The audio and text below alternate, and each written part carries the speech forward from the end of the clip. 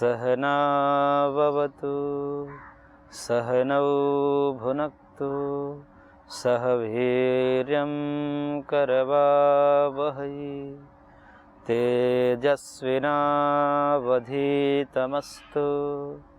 मा विद्विषावहै।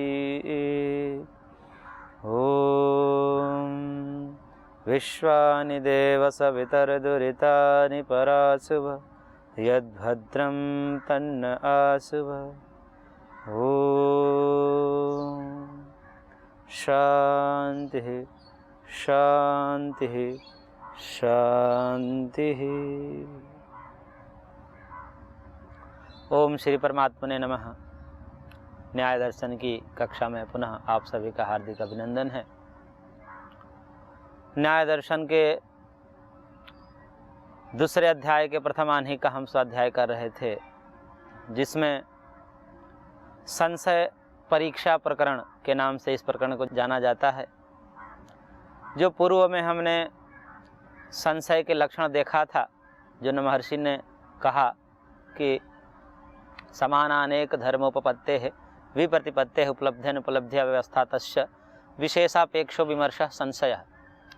इस सूत्र पर पूर्व पक्ष के तरफ से आपत्ति उठाई गई थी कल कि यह जो 5 प्रकार से संशय महर्षि ने बताया, उन 5 प्रकार से संशय हो ही नहीं सकता।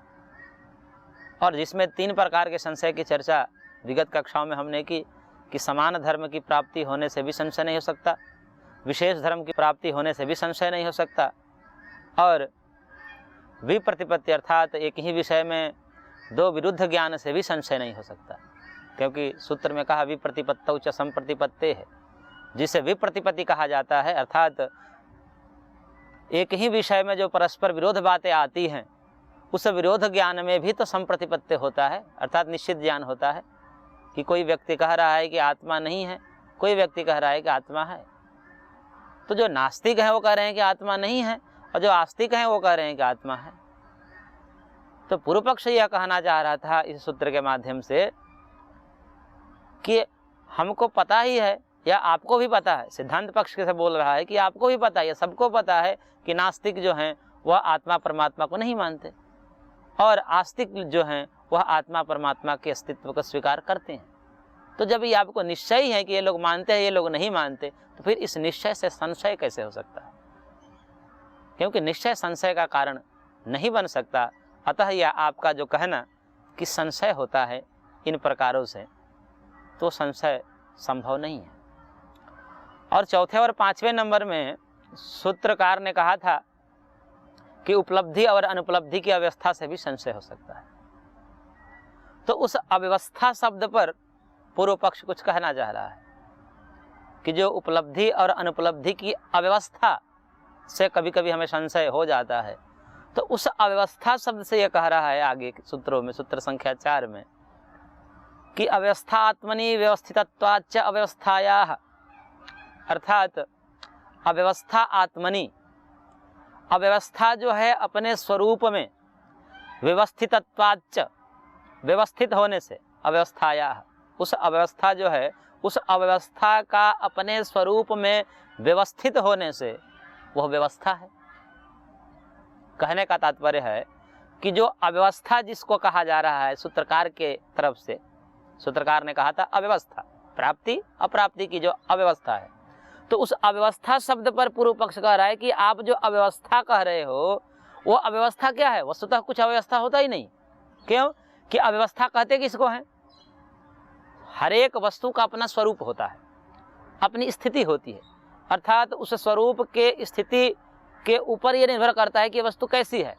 तो प्रत्येक वस्तु का कुछ न कुछ स्वरूप होगा, तो व्यवस्था का भी अपना एक स्वरूप होगा और अव्यवस्था का भी एक अपना स्वरूप होगा। अर्थात व्यवस्था भी अपने स्वरूप में व्यवस्थित होगी और अव्यवस्था भी अपने स्वरूप में व्यवस्थित होगी, क्योंकि अगर अपने स्वरूप में वह व्यवस्थित नहीं है तो उस वस्तु का स्वरूप ही नहीं रहेगा। इसलिए प्रत्येक वस्तु का जो स्वरूप है वह अपने स्वरूप में व्यवस्थित रहती है। ये बात सही है। इसलिए अव्यवस्था भी अपने स्वरूप में व्यवस्थित होने से वो व्यवस्था है, इसलिए अव्यवस्था व्यवस्था है। यह ऐसी ही बात है जैसे कोई कहे कि यह व्यक्ति झूठ बोल रहा है, अर्थात जो भी ये व्यक्ति सामने है इसका कथन मिथ्या है, असत्य है। तो इस बात को इस प्रकार घुमा करके प्रस्तुत किया जा रहा है, समझिए इसको, कि यह जो झूठ है यह बात सत्य है या नहीं है, यह जो झूठ बात है यह सत्य है या नहीं है। तो कह सकते हैं कि जी ये झूठ बोल रहा है, ये तो सत्य है, ये व्यक्ति जो है झूठ बोल रहा है, ये बात सत्य है कि झूठ बोल रहा है। तब यह बात जब हम स्वीकार करते हैं तो पूर्व पक्ष ये कहता है कि जब यह झूठ बात सत्य है तो फिर सत्य है, फिर झूठ कैसे हुआ। तो यह बात को एक प्रकार से घुमाना हुआ, और महर्षि इन बातों से भी समझाना चाहते हैं कि कभी कभी ऐसी परिस्थितियां भी हमारे सामने आती है कि शब्दों को लेकर केवल बातें जलती है, तत्व कुछ और ही होता है। तत्व तो तत्व ही होता है, लेकिन शब्दों का उलझन चलता है वहाँ पर। तो यह ऐसा ही शब्द है कि अव्यवस्था अपने स्वरूप में व्यवस्थित होने से वो व्यवस्थित है, फिर आप अव्यवस्था कैसे कर सकते हो। तो इसलिए इन पांचों प्रकार से जो आपने कहा कि संशय हो सकता है, वो संशय हो ही नहीं सकता। इसलिए संशय जब हो ही नहीं सकता तो उसकी परीक्षा करने की कोई आवश्यकता ही नहीं, क्योंकि हो तब तो आगे परीक्षा चले, ये संशय तो होती ही नहीं। जो आपने अमुक अमुक प्रकारों से संशय की उत्पत्ति बताई है ये तो होती ही नहीं। इसलिए जब संशय होती ही नहीं तो आगे उसकी परीक्षा करना यह व्यर्थ है, अनावश्यक है। अतः यह बात सही नहीं है, इसलिए इस प्रकरण को आरंभ न किए जाए, अर्थात परीक्षा प्रकरण जो संशय की यह शुरुआत न की जाए। तो इन 5 सूत्रों द्वारा केवल पूर्व पक्ष था, शिष्य का पक्ष था, या कहें कि विरोधी का मत था। जो शास्त्र के विरोधी, उस सिद्धांत के विरोधी वाले आक्षेप कर रहे हैं, तो उसे आक्षेपकर्ता को पूर्व पक्ष के नाम से जाना जाता है, और जो आक्षेप करने वाला उसे पूर्व पक्षी कहा जाता है।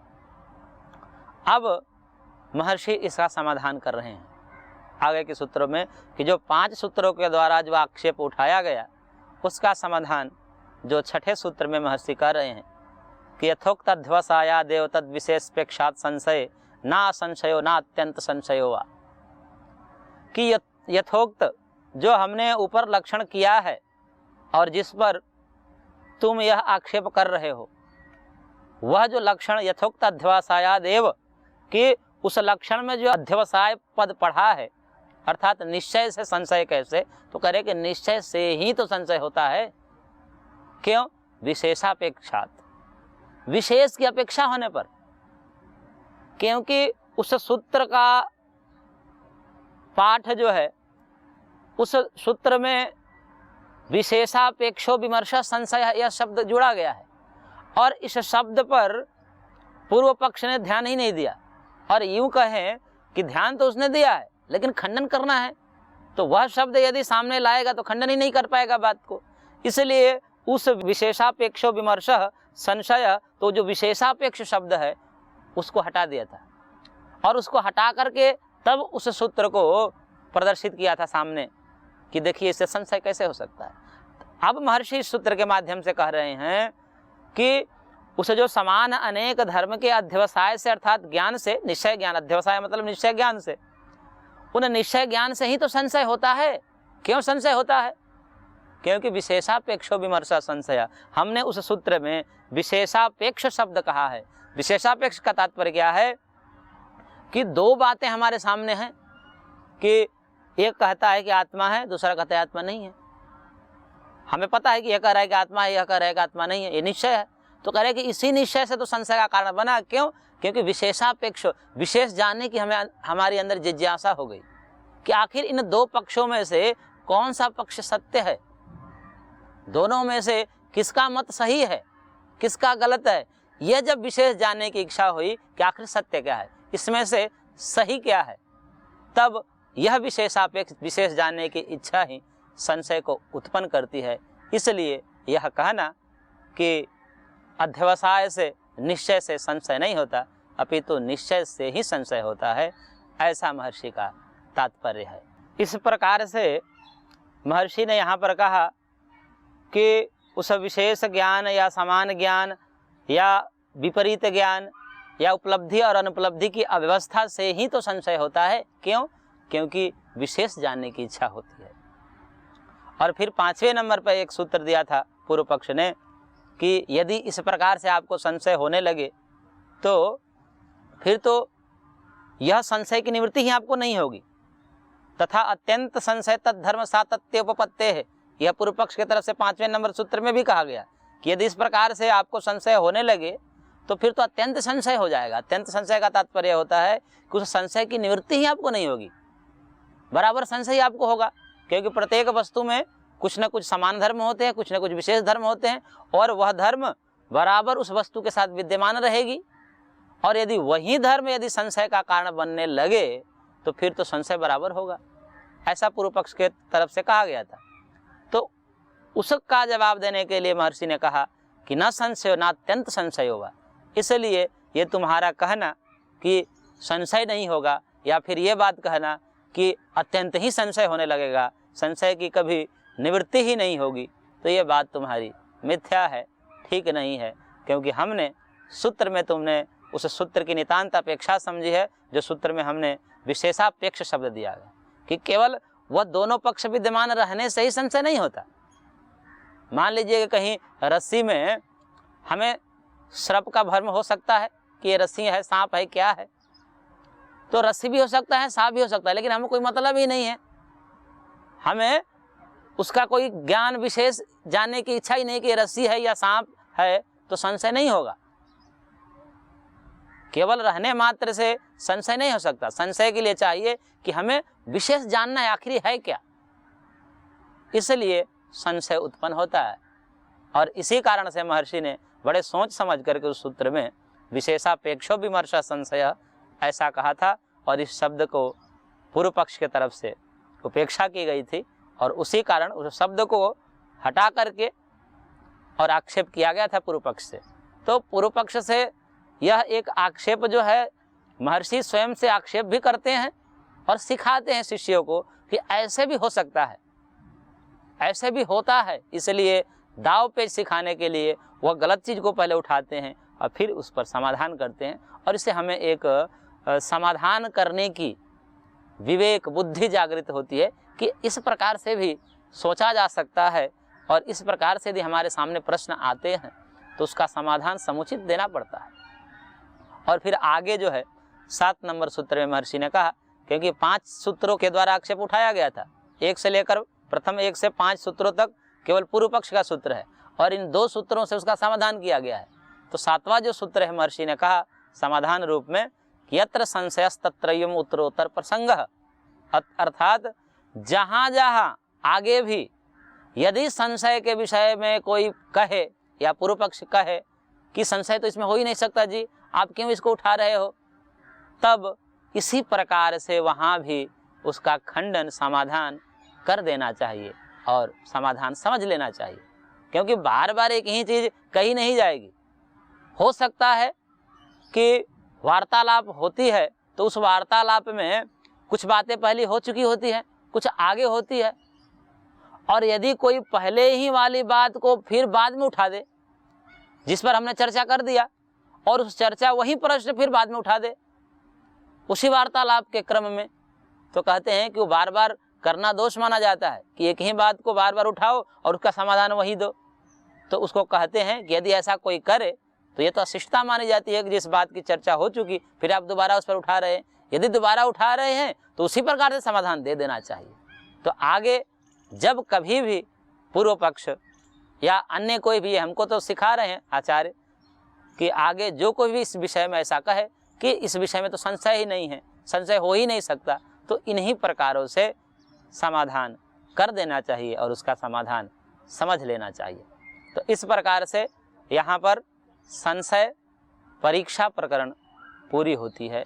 संशय परीक्षा प्रकरण के अनंतर अब क्रम से, क्योंकि संशय तीसरे क्रम पर आता है सूत्र की दृष्टि से, क्रम की दृष्टि से, परंतु उस क्रम का अतिक्रमण करने के लिए, और अतिक्रमण करने का तात्पर्य हमने समझा कि क्यों अतिक्रमण किया गया, कि तीसरे नंबर पर जिसकी परीक्षा करनी थी उसको प्रथम ही कर दिया गया, क्योंकि हर एक परीक्षा में संशय की आवश्यकता होती है, तो संशय को ही पहले परीक्षा कर दिया जाए, तभी जाकर आगे अन्य पदार्थों की परीक्षा संभव है। अब क्रम से प्रथम पदार्थ जो महर्षि ने कहा, प्रमाण, प्रमाण प्रमेय संशय आदि 16 पदार्थ में प्रमाण प्रथम पदार्थ है और इसका ज्ञान से मुक्ति होती है, क्योंकि 16 पदार्थ के तत्व ज्ञान होना आवश्यक है और इस शास्त्र का जो मुख्य प्रतिपाद्य विषय है वह प्रमाण ही है। इसलिए प्रमाण सामान्य परीक्षा प्रकरण इस प्रकरण का नाम है कि जो महर्षि ने कहा प्रथम अध्याय में कि 4 प्रमाण होते हैं, प्रत्यक्ष प्रमाण, उपमान प्रमाण, अनुमान प्रमाण और शब्द प्रमाण। ये 4 प्रमाण होते हैं। प्रमाण कहते किसको है, तो इस विषय में भी महर्षि ने कहा कि किसी वस्तु को जानने का जो साधन होता है, माध्यम होता है, उसे प्रमाण कहते हैं। कोई वस्तु हो जानने योग्य और उस वस्तु को जानने का जो साधन होता है उसे प्रमाण कहते हैं। जैसे हमारे सामने कोई वस्तु रखी हो, घटपट इत्यादि, और हम हो गए ज्ञाता, वस्तु हो गई ज्ञेय, जिसे ज्ञाता और ज्ञेय भी कहते हैं।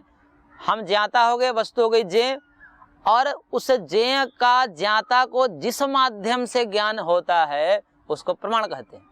तो आंखों से हो रहा है तो यहाँ पर आंख प्रमाण हो जाएंगे, अर्थात इंद्रियां प्रमाण हो जाएगी।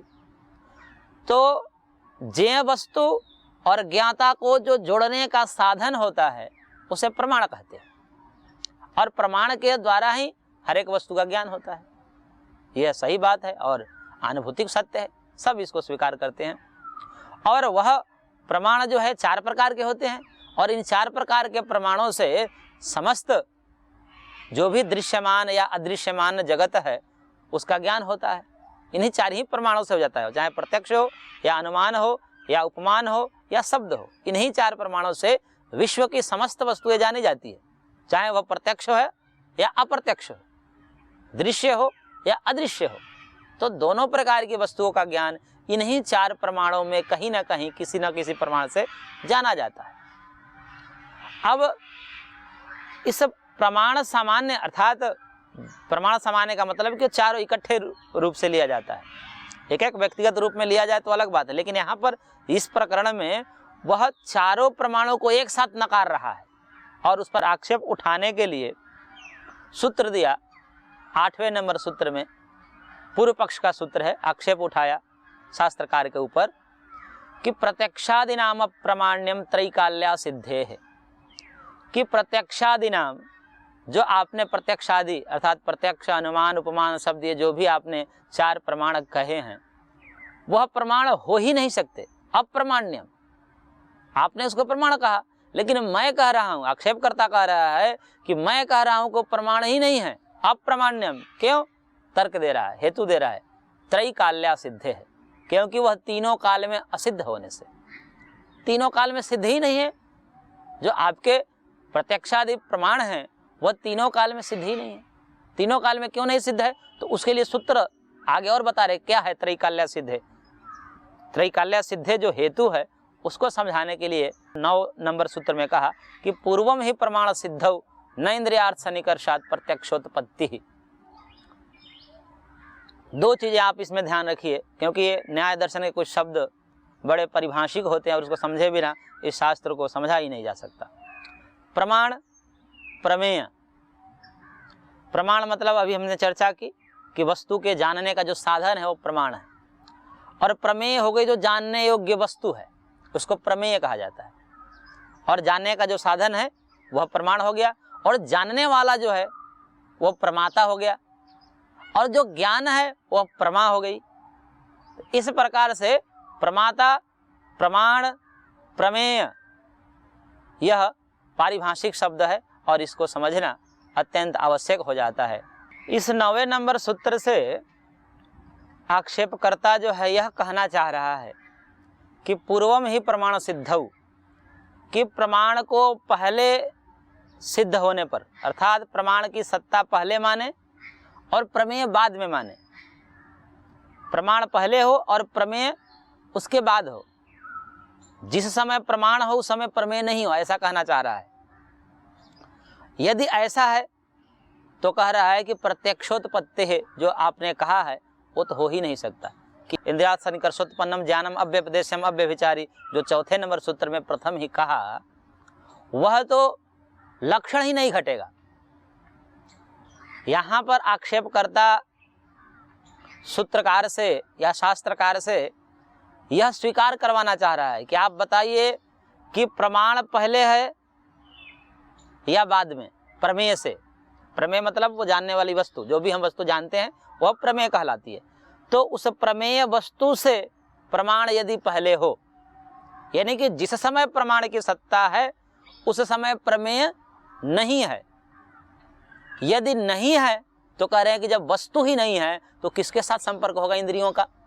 अब जब इंद्रियों का सन्निकर्ष ही नहीं होगा तो इंद्रियों के सन्निकर्ष से जो प्रत्यक्ष कहा जाता है, इंद्रियार्थ सन्निकर्षोत्पन्नम ज्ञानम, प्रत्यक्ष की परिभाषा में जो महर्षि ने कहा चौथे नंबर सूत्र में, वो तो हो ही नहीं सकता।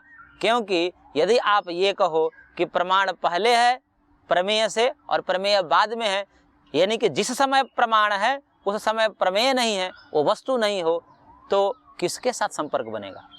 इंद्रियों का किसके साथ संपर्क बनेगा?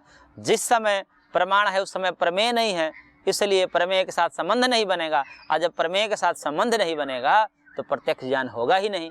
इसलिए आपका यह कहना असंगत है, प्रमाण के लक्षण असंगत है, प्रमाण आदि होते ही नहीं। दूसरी बात, ये तो पहली बात थी जो आक्षेप उठाया। अब दूसरी बात आक्षेपकर्ता यह उठा रहा है कि पश्चात सिद्ध हो न प्रमाणेभ्य प्रमेय सिद्धि। यदि प्रमेय पहले हो प्रमाण बाद में हो तब क्या होगा? तो यह बात कहना कि प्रमाणेभ्य प्रमेय सिद्धि, कि प्रमेय की सिद्धि प्रमाण के द्वारा होती है, तो जिस समय प्रमेय है उस समय तो प्रमाण ही नहीं है, तो प्रमाण के द्वारा प्रमेय की सिद्धि होती है, यह कहना असंगत हो जाएगा। क्योंकि प्रमेय कहते किसको हैं? प्रमाण के माध्यम से जो जाना जाता है वह प्रमेय है। और प्रमेय पहले हो गई और जिस समय प्रमेय है उस समय प्रमाण नहीं है, तो ये कैसे कहा जा सकता कि प्रमाणों से जो वस्तु जानी जाती है वह प्रमेय कहलाती है? प्रमेय तो पहले ही हो गया और प्रमाण आता है बाद में। इसलिए यह तीनों काल में, अर्थात पहले, बाद में और फिर एक साथ वाले भी प्रसंग उठाएगा पूर्व पक्षी, और उसका समाधान फिर आगे महर्षिकार देंगे इस आक्षेपों का कि कैसे बात तो सही लगती है। प्रारंभिक दृष्टि में ये जो भी आक्षेप है बड़े अच्छे लगते हैं, सुनने वालों को लगता है कि बात सही कर रहा है, और बात ऐसी ही होनी चाहिए जो सटीक हो, जिसमें कुछ दम हो, तर्क हो। और उसका खंडन जब होता है तब एक विवेक जागृत होता है, तब सत्य सामने आता है। जो हमारे बुद्धि पर एक पर्दा लगा रहता है सोचने विचारने की, तो वह पर्दा खोलता है, और जब पर्दा खोलता है तो ज्ञान प्रकट होता है और एक तत्व ज्ञान होता है, बोध होता है, तब जाकर के एक मानसिक शांति मिलती है और हमारा पथ जो श्रेय पथ है उस पथ पर हमारी जो गति है वो निर्बाध रूप से चलती रहती है। तो आगे की कक्षा में हम देखेंगे कि कैसे इन प्रश्नों का समाधान महर्षि करते हैं। आज की कक्षा को हम यहीं पर विराम देते हैं, शेष अगले अंक में।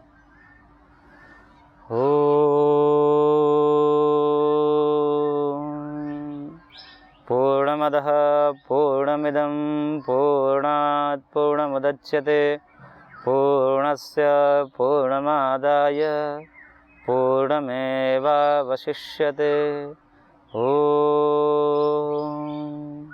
शान्तिः शान्तिः शान्तिः।